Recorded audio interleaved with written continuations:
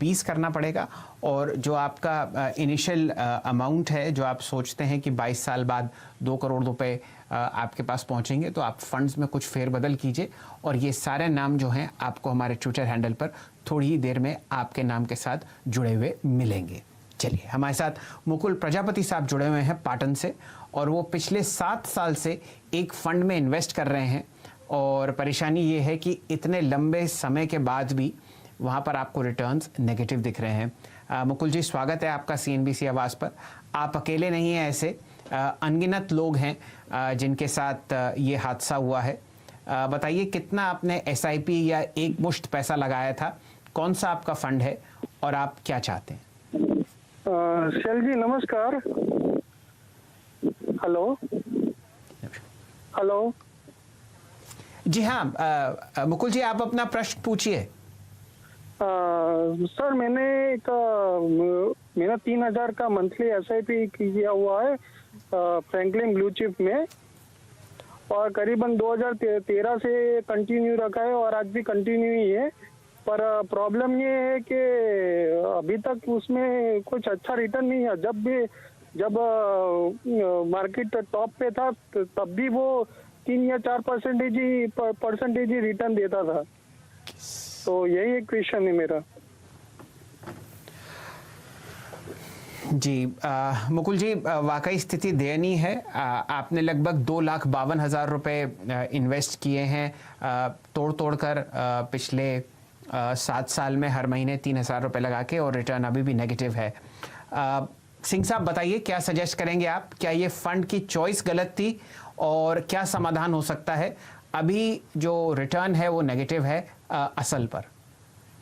जी cell जी, हमेशा हमने बोला है और मुकुल जी को भी ये ध्यान रखना चाहिए, जब भी वो इन्वेस्टमेंट करते हैं तो क्वालिटी ऑफ स्कीम को देखें, नाम को देख करके ना करें।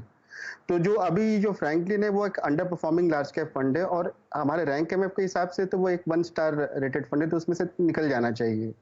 उससे बेटर ऑप्शंस अवेलेबल है, इसलिए आपको हमेशा ध्यान रखना पड़ेगा जब आप पैसा लगाते हो तो किसी ब्रांड में नहीं लगाते हो बल्कि एक पोर्टफोलियो में लगाते हो। अगर वो पोर्टफोलियो में अच्छे कंपनीज रहेंगे तो आपको रिटर्न बनाने के अच्छे चांस रहते हैं। इसलिए इस समय जो लार्ज कैप में अच्छे कंपनीज वाले, अच्छे पोर्टफोलियो वाले जो स्कीम्स है वो है LIC large cap, axis blue chip और UTI मास्टर शेयर।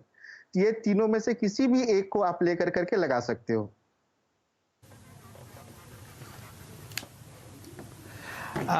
तो ऐसा है कि आपके पास ये 3 चॉइसेस हैं, और मुकुल जी आप अपना जो धैर्य है, आपने जो इतने समय से 7 साल से पैसा लगाया उसको बरकरार रखिए।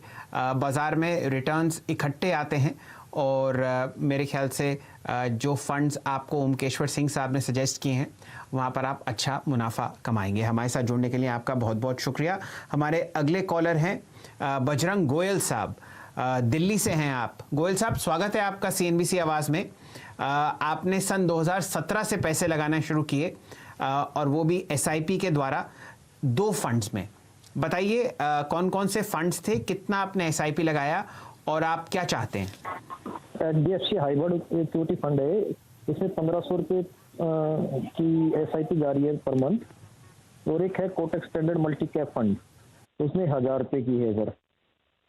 और एक अभी लिया है जस्ट मोतीलाल ओसवाल, उसकी अभी 4 ही किस्त गई है, तो नेस्डेक 100। तो ये जो HDFC है और कोटक है, इसमें काफ़ी लॉस ही आ रहे हैं काफ़ी टाइम से, स्टार्टिंग से ही।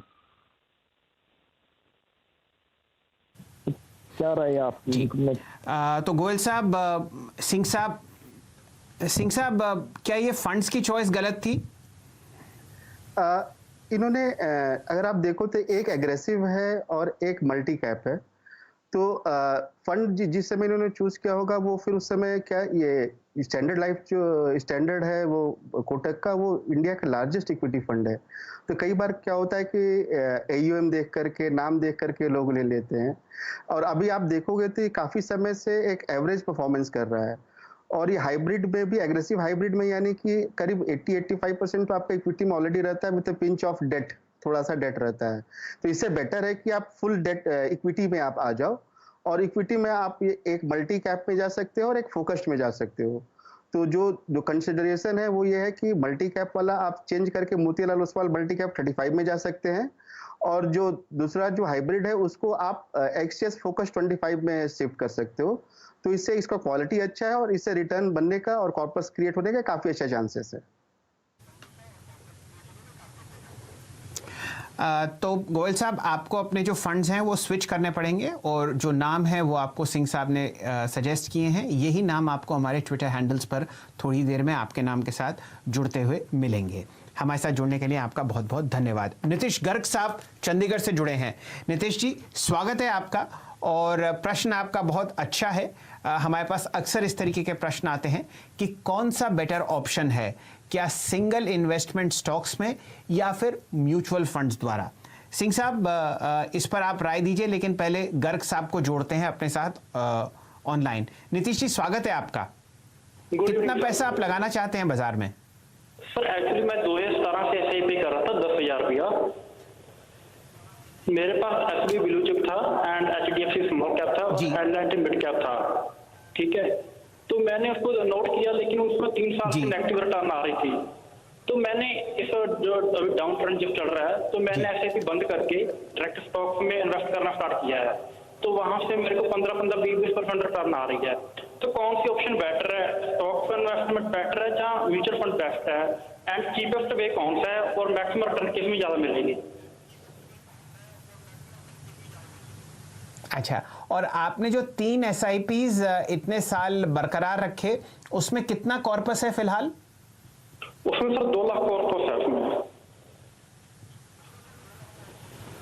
अच्छा, चलिए ठीक है। तो ओमकेश्वर जी, 3 SIPs जिसमें 2 लाख रुपए का कॉर्पस अभी बचा हुआ है, और अब गर्ग साहब इंडिविजुअल स्टॉक्स में इन्वेस्टमेंट करते हैं और वहां पर उनके रिटर्न्स अच्छे हैं।